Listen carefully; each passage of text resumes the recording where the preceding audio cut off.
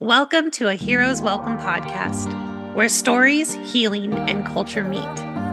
Every episode, we invite you to listen, reflect, and be curious. This podcast is a space for mental health therapists where we talk about the real work of healing. Whether you're a mental health professional, a proud geek, or somewhere in between, you're in the right place. So let's jump in.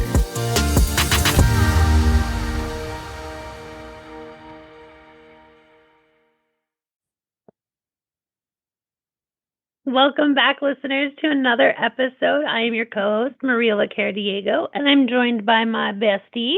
That's me, I think. Right, Allison? It's me. That's me, Liliana, Baylon. And we're here with a special guest. We're here with Allison. Allison, how would you like to present to our listeners? Well, hello. Thank you for having me. So my name is Allison Rimland, and I own a group practice here in the Denver area. We specialize in relationship therapy. And I have a wonderful, wonderful team of grad students all the way up to very seasoned clinicians. So it's a fantastic group of people. And I'm just so honored to get to work with them every day. I'm also a licensed professional counselor and a certified emotionally focused therapy supervisor. Nice. So I enjoy I do supervision outside my practice as well as in my practice. I feel like I wear an unlimited number of hats pretty much every day. I'm business owner, I'm mom, I'm wife, I'm friend, I'm daughter, I'm supervisor, I'm accountant, all of those hats all the time on my head. That's a lot of decision-making hats. That's on your head. It's a lot of decision-making hats. Yes. Yeah. So before we introduce the topic, I was just laughing because I was thinking for all of you therapists who are listening, coming in, and you're like, I want to be a therapist. Allison is talking about all the roles that you end up doing without getting proper training for it. Mm-hmm. You know? Yes, right. We all know very well how ill-equipped we are out of most graduate programs for the business side of running a therapy practice. And then if you take on the additional responsibility of a group practice, and all these people that are on my team, their graduate degrees and their livelihoods are on my shoulders to take care of. So it's a huge responsibility. I love that. And it kind of leads into what we're hoping to chat about today, right? Yes, exactly. Yeah. So my inspiration for today actually came about in sharing my exciting news with Liliana the other day. And basically, I was just reflecting on how, especially as a supervisor, when you're supporting clinicians, how it's almost double or more the load of working with clients, right? Because I continue to have my own clients. And of course, I carry them in my heart and think about them. But then all of the people that I'm supervising have clients, and I'm impacted by those stories, right? It's like tertiary trauma sometimes with really, really heavy stuff.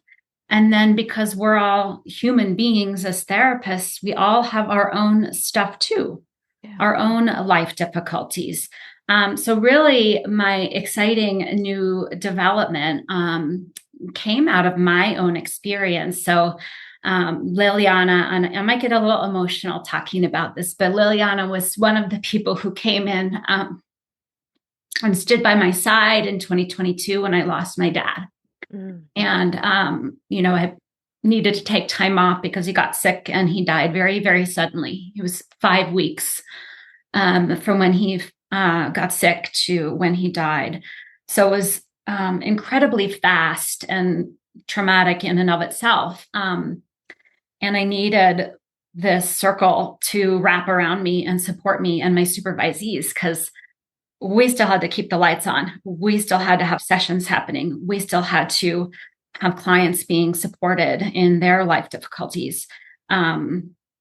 And so Liliana was one of the people that generously stepped in and found extra time in her schedule to see some of my supervisees who needed to be seen during that time. So thank you again, Liliana. But my parents, I think, gave me a huge gift, which is they prioritized throughout their almost 60-year marriage, traveling together and making the time to create special memories. So my father died in the end of September 2022, and they were in Normandy in August. Oh, I love that. Yeah, he was so sick, right? And so he got to go on this bucket list trip that was really personally meaningful to him as a veteran, to go and see this, part of the world where such profound history had happened. And so, like, to his last months, my dad was sucking the marrow out of life and taking advantage. And, they all those years had quite good health. Of course, they had their ups and downs and seasons where things weren't so great. But I think they just really instilled in me this value of, you only have one life, and you don't know when you're not going to be able to take advantage of it. So people who, work and work and work and work and work for decades on end and are kind of imagining this time when I retire, you might not get that. You might not get that in good health. Yeah. And some travel is, physical, takes a lot out of us. So, I think it all has just kind of come full circle with feeling inspired to do right by my mom and dad and to really take advantage of this one precious life I've been given and see what I can make of it. And along the way, I learned about travel hacking. Travel hacking. So can you tell us what travel hacking is? So travel hacking can be a variety of things, but it's basically taking the concept of traveling and thinking about creative ways that you can travel affordably and, that fits into your season of life or your lifestyle. But taking advantage of some of the methods out there that enable people to travel more affordably. So the two that I use are home exchanging. So I own a home in the mountains. It's a second home with my husband, and we have that home listed on Home Exchange. So we have done 30 plus home exchanges in different parts of the world. And so essentially we stay for free. Is this like, I'm picturing the movie The Holiday. Is this like right where you just swap houses? Exactly. What? Yeah. You can't see my face, but you can hear it in my voice, I am sure. That is amazing. Yes. So just today, actually, I got 2 home exchange requests from other members on the platform that we are part of, which is homeexchange.com. One is a family in Hawaii that wants to exchange with us. And another is a family that has a house in Turks and Caicos. What? Yes, please. Oh my gosh. So in this exchange, you're not having to pay for lodging, which can be a very expensive part of traveling. Exactly. Okay. Yep. All right. So we've got home exchange. I've got home exchange. And then the second big one that I've been learning about is the world of credit card points. Okay. So my dear husband, who's quite the trooper, and I have, he sometimes reluctantly have embarked on this world of credit card points and miles.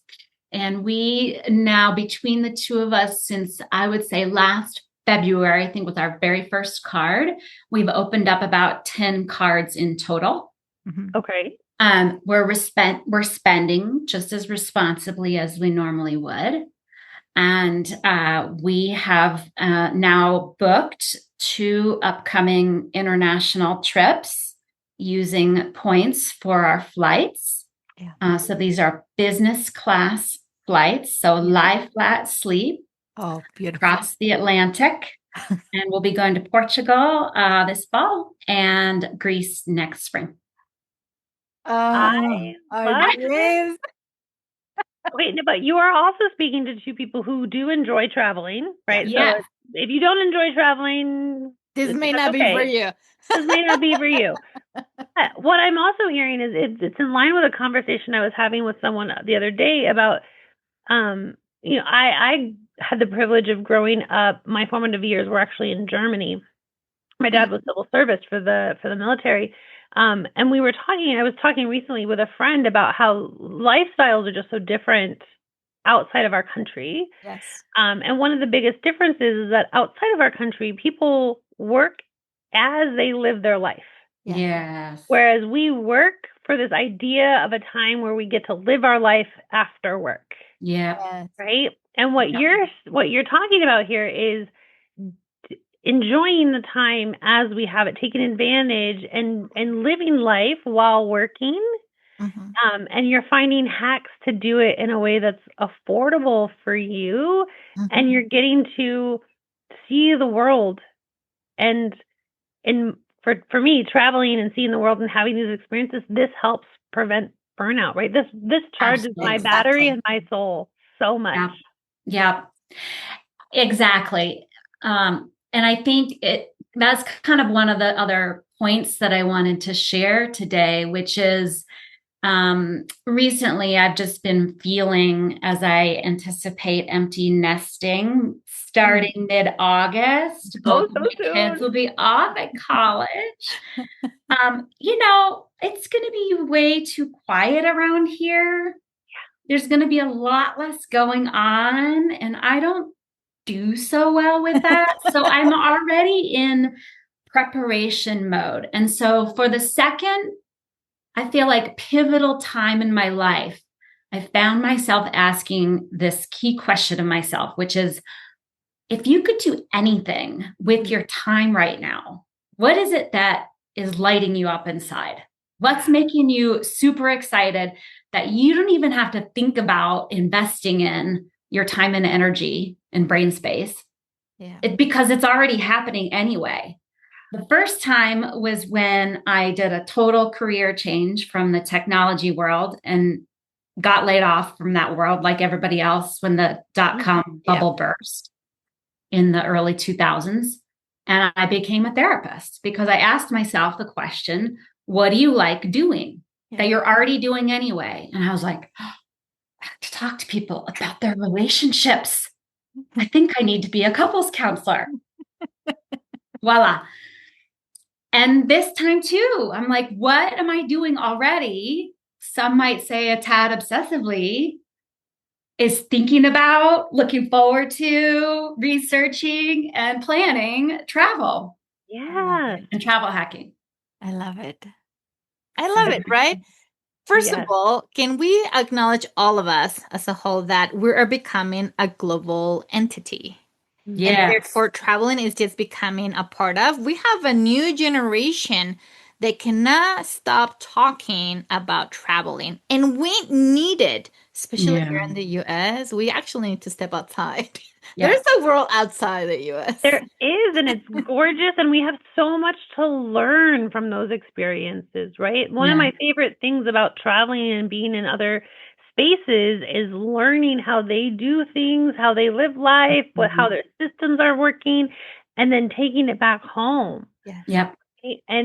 And fighting the culture that we find in our society, which is this: you work until you retire, and then if you're lucky, you get a retirement period where you get to live your life. That is absolute garbage. We need to be able, and we have longevity when we are living life and working to support the life we are living, and not the other way around. Yeah.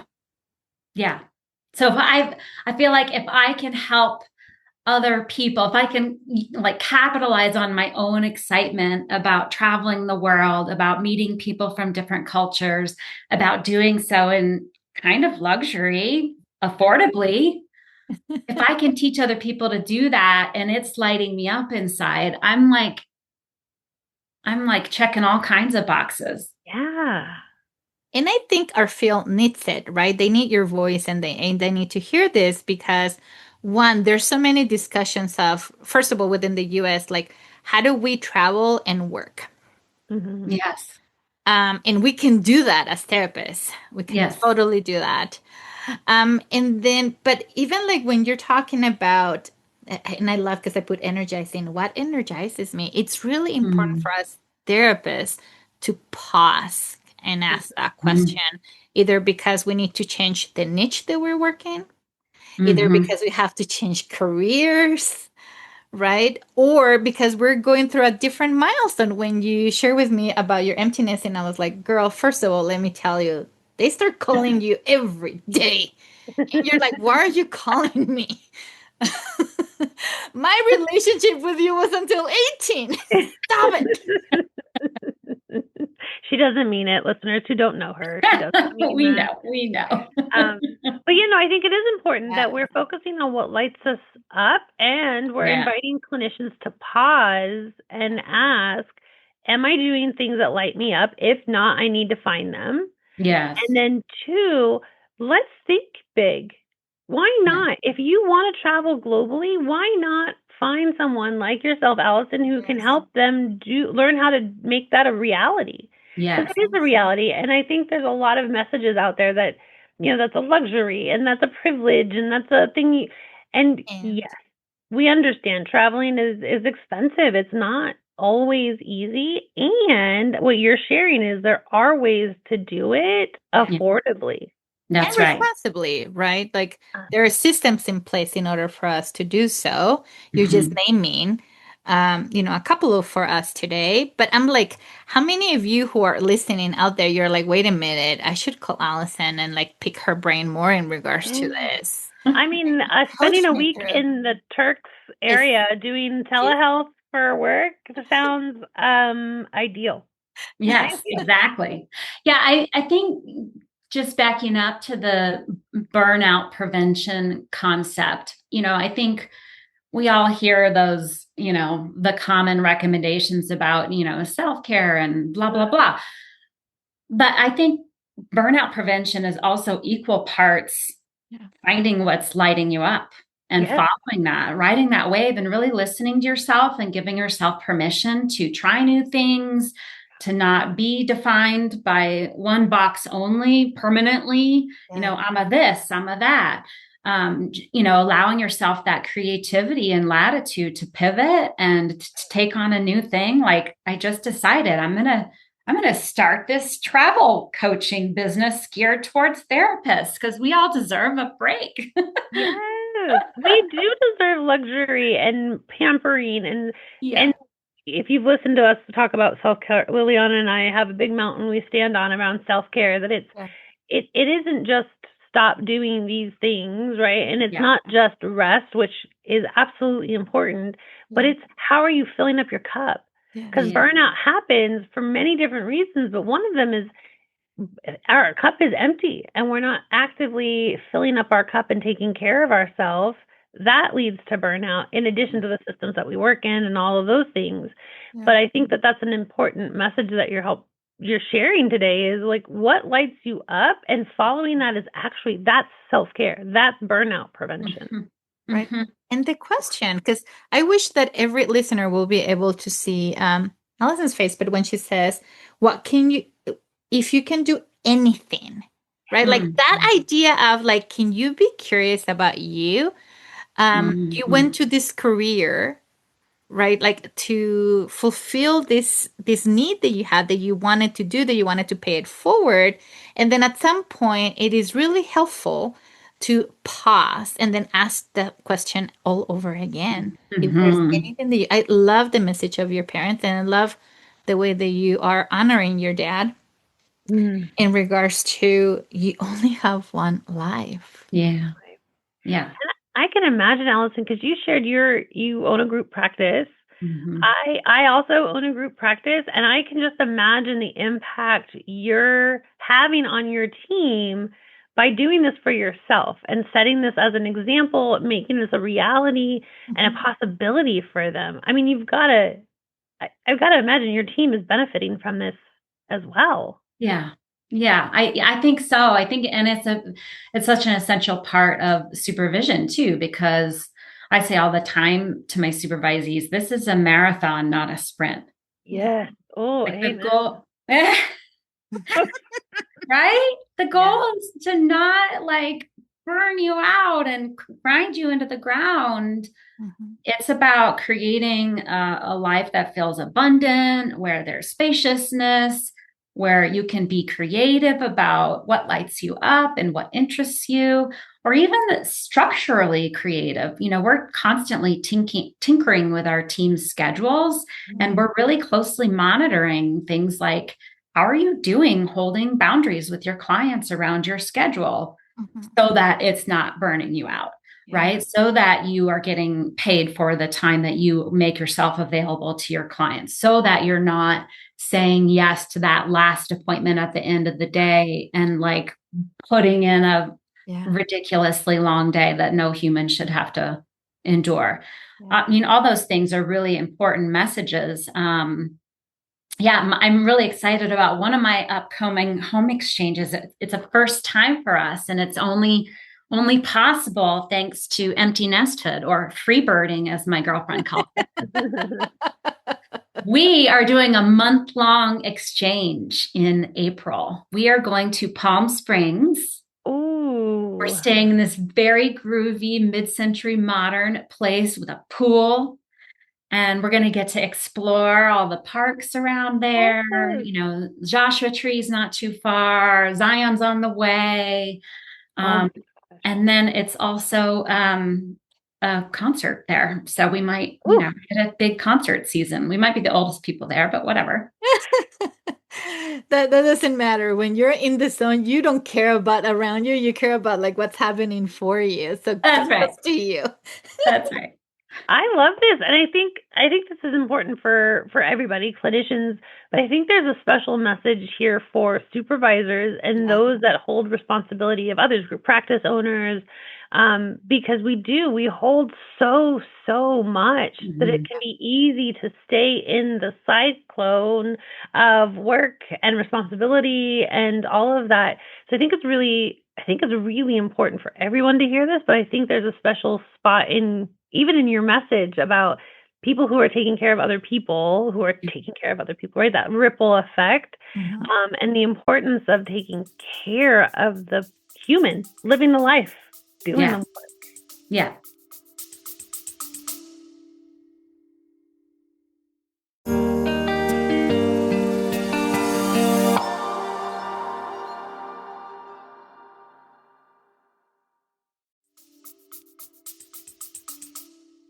And also naming, right, that this is not the experience of every therapist working in an agency. So we're gonna name that. So you are the exception to the rule. Let's also name that. But the idea that you're inviting therapists to be curious, to ask these questions in regards to if you can do anything or what energizes you, even the introduction of we only have one life, we know it. We disregard it quite often unless we have an experience that shapes us and we're like, we can do this, right? I love when you say like, we can be replaced. You just shared like when you pivot careers, like we can be replaced. The things that we cannot replace is how we view life, how we enjoy life, and who we do it with. Yeah, absolutely. Yeah, absolutely. Yeah, which I'm so excited to be able to, go on this journey with my husband. And it's going to stretch us and it's going to grow us. My travel mishaps that you both know about last week, for example, on the one hand, my husband helped me deal with it. Turned into a 24-hour travel day that was supposed to be just a short one. But he's on my secure attachment figures on the phone, finding me a hotel room that I ended up not being able to use because there was no power. But, also it's like a new opportunity to get to know each other as a couple. Like oh, what's your comfort zone? And when do you start to get cold feet? And, I'm having to work with him also on setting his own boundaries at work. Right? They have one of those, they're actually evil, unlimited time off policies. Have you heard of these? Oh, yeah. Unlimited time off. The research shows people take less time. Yeah, I can see it. Yeah. I think we're living proof. So he's having to work on his own emotions, his own anxieties about what will they think, and is it too much, and am I going to get in trouble, even though he's been at his company forever and ever and ever, and he's everyone knows him and highly regards him, and he's fine. But nonetheless, I think it's that knee-jerk, like, can I do it? Well, because it's not the norm, right? It's not the typical, it's not the box, right? It's not the expectation of a 9 to 5, be at the office. I was actually just doing consultation with someone who left a job during the COVID, when COVID, everyone was returning to the office. And they were told, you need to come to the office. So she returned to the office and her computer didn't work. Like her office computer didn't work. So she was like, well, I'm going to go home then and I can do my work from home. And they're like, no, you're in the office. You need to sit here. And she sat there for 6 hours with a non-working computer because she couldn't go home. And she immediately went home and started looking for a new job. Right? Because I think that's one of the messages is that, some of the things that came out of the pandemic were the flexibility and telehealth and the importance of taking care of the practitioner themselves.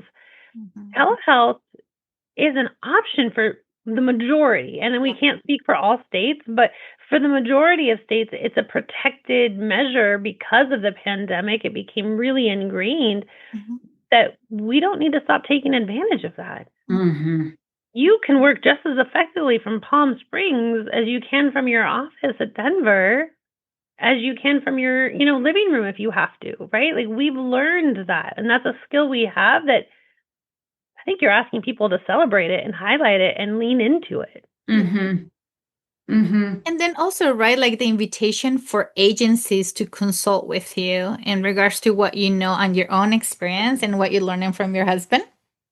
Yes. Right? Like, and how we can help agencies treat their employees or contractor as humans. Right? Because we want to invest in them so that they can keep giving us.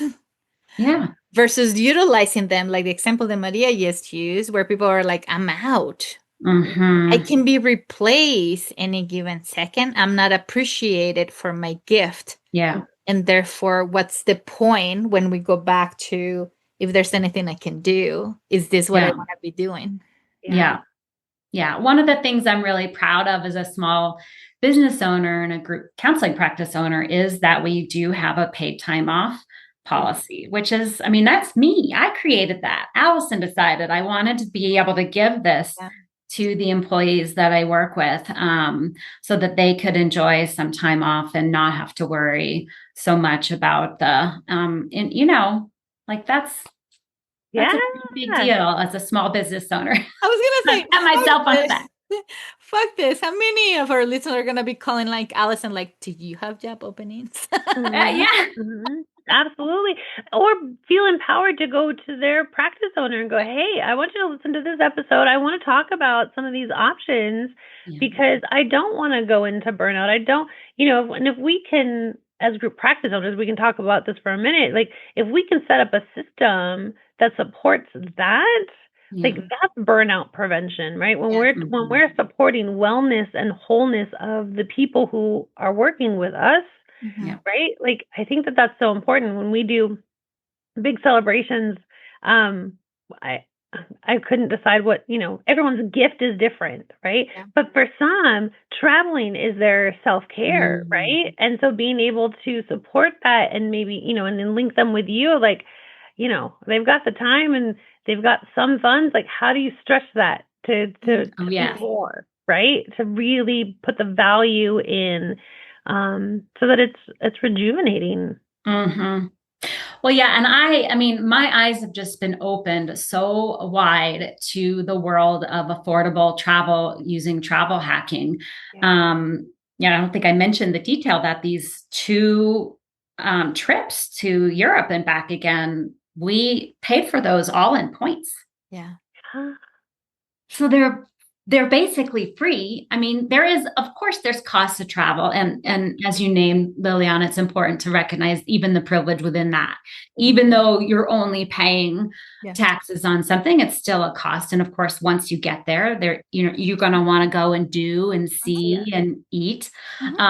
So all of those things, are definitely important to recognize the privilege inherent in being able to do that, and also, if you compare the cash cost versus using points and maybe even layering in a free home exchange, the amount of just really high quality, amazing travel that you can do can just grow exponentially. Just a few highlights from my home exchanging experiences. In the fall, in November, this past November, I got to go to a beautiful, beautiful, beautiful beach house in the panhandle of Florida with my college girlfriends. It was a 6-bedroom suite house. Nice. So each of us had our own bedroom and our own bathroom. We were right on the beach, and it was warm. So amazing. By the way, Maria, I follow Allison on Instagram, and when I see her picture, I was like, God damn it, that's the life that I want to strive for. Well, and I think that's the message, right? Like, do it now. Yeah. Do it now. Learn from Allison, do your research, stand up, put those boundaries down with work if you need to, find a place that supports you in this way, but do it now. Don't wait. That idea that there's a time where we get to stop working and just live in a retirement world, that's a fantasy. That's a false fantasy. I don't even want it. I want it now, right? Like I want to live that life now. Want to enjoy it, right? Like there's so many stories. In not only your dad, I had an aunt who was always saving money, and unfortunately she passed away, something that we did not expect it all the time. So everything that she saved, she didn't get to enjoy. Right? Like Maria and I talk about and we're very vocal about our medical issues, and we cannot just travel just because we need to plan around doctor's appointments and all these things now to travel. So it's different. But the idea of, and how many memes have we seen online of people traveling to Europe and then falling asleep because they didn't have the system anymore in order to enjoy discussing. So the idea is, can we let go of the fantasy that it was back, I was trying to remember if it was the industrialized era, where we were thought if you're loyal and if you work hard enough, you have job security, and then you will have that Rolex watch. Yeah. As a proof that you work really hard, that you earn, and then you can retire. Those times don't exist anymore. No. We're living longer. We don't have loyalty anywhere in regards to job security. The world is evolving so fast that can we change that mindset? And can we enjoy it today? Exactly. And I think even, the idea, I can talk a big game. So this is definitely Allison's work still to be worked. I can talk a big game about someday retirement, and I want to go and do. And also I have anxiety about it too, because what am I going to do with myself? I'm not a good sitter arounder. And also I'm a huge extrovert. I'm 2 times extroversion. So I can't go and be in places where I don't know anyone other than my husband, much as I love him and much as he is my favorite companion. I have needs. So I really am enjoying the idea of how can I get creative? So it's not just work mode and vacation mode. Yes. That's where experimenting with what's it feel like to go to Palm Springs for a month? And we're going to have my mom come with me for part of it. And we're going to maybe have some friends come and visit. And, if we go somewhere tropical and warm, we can work our normal jobs during the day. Both of us have the ability to work remotely, which is wonderful and amazing. And also, at 5 o'clock, we can go take a walk on a beach somewhere. Yeah. For a few weeks, we can do that. Yeah. And our weekends can be all about going to exploring here and there. I also think, to your point, Liliana, about like, what do we have the energy for in travel? I think that travel hacking, particularly home exchanging, kind of flips that on its head, and it is way more amenable to a slow travel. Yeah. If you've heard that phrase before, like slow travel. I even used ChatGPT to help me plan my trip to Portugal this fall, as you do. Yep. And I was like, give me the slow travel itinerary. I don't want to do more than one thing a day. Yeah. I want to incorporate some yoga or hike.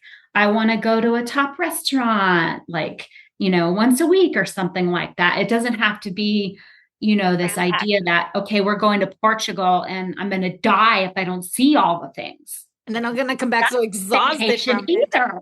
Yes. Right. Absolutely. That's when we hear those people come back who need a vacation from their vacation because they overbooked. They tried to cram it all in. And if you're not enjoying that, there are other options. Yeah. I love that in all of this, right? Is the idea, which the three of us, for all of you listeners, the three of us are like smiling ear to ear. We energize. We're like, wait, what? Let's do a consultation with Allison.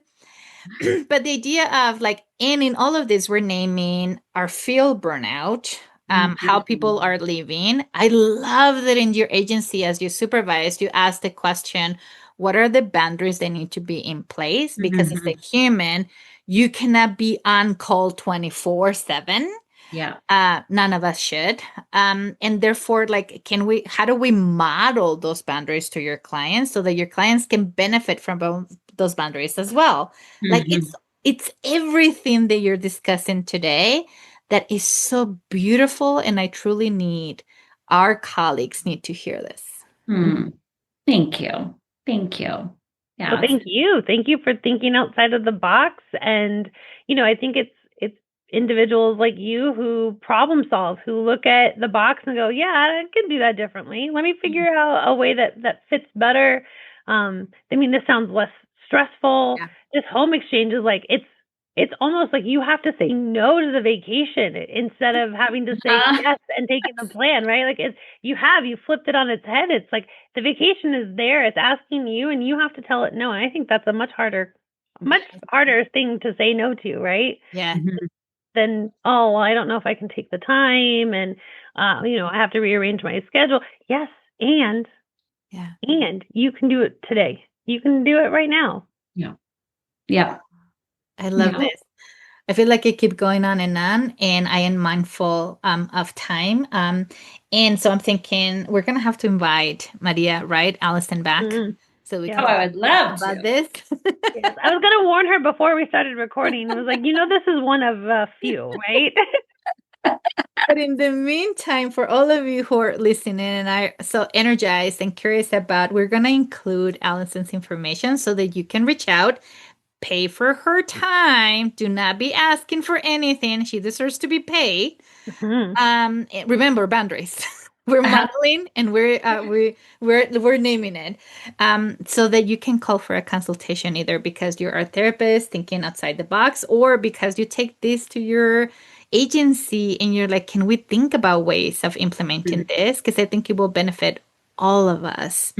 For me, being energized, for us, right, to be asking if we can do anything, what we want to be doing. And I was going to ask Allison, if you have one thing, one takeaway, maybe one question to pose to those listening. Yeah, I think we've been kind of naming it, and that is, I think it's a great invitation right now to ask yourself, if there is one thing that I could be doing with myself and my gifts and my mental space and the energy and the hours that I have in a day, what am I daydreaming about? What am I talking about in my spare time? What am I Googling? And listen to that inner wisdom, because it really is, it's not only a source of joy, but I think it's a source of burnout prevention to listen to that. Yeah, I'm so glad I have. Oh, and we're so glad you did. And then you're sharing with us. So thank you for sharing us with us today. Yeah. Thank you, Allison. And until next time, guys. Okay. Have a great day, you too. Thank you for joining us on the Heroes Welcome podcast. We hope you found inspiration, insight, and maybe, just maybe, a little fun along the way. Don't forget to subscribe, leave a review, and share this episode with your fellow healers. Until next time, stay curious, stay playful,